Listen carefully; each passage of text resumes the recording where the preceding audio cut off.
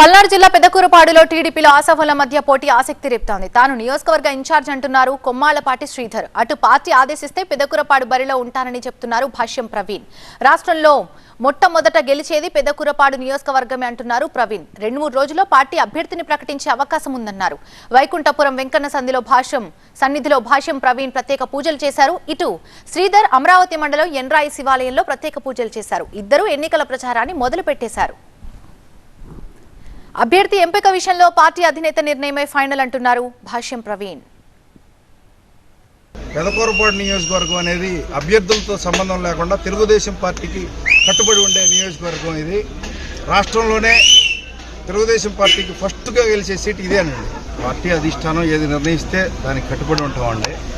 నాకు వచ్చిందని నేను ఆశిస్తున్నాను. పార్టీ ఏది చెప్తే చేయడానికి మేము సిద్ధంగా ఉన్నాం. పెదకూరపాడు అభ్యర్థిపై ఇప్పటికే ప్రజాభిప్రాయ సేకరణ చేశారని, ప్రజల మనసులో ఉన్నవారు జాబితాలోకి వస్తారంటున్నారు కొమ్మాలపాటి శ్రీధర్. ఎమ్మెల్యే టికెట్ తనకే రాబోతున్నట్టుగా ఆయన ధీమా వ్యక్తం చేస్తున్నారు కూడా.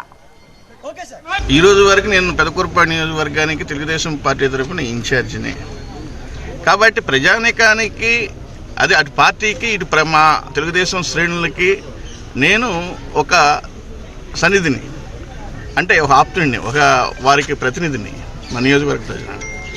దాంట్లో ఎక్కడా లోపం అనేది లేదు. దాని గురించి ఉత్కంఠ పడాల్సిన అవసరం లేదు.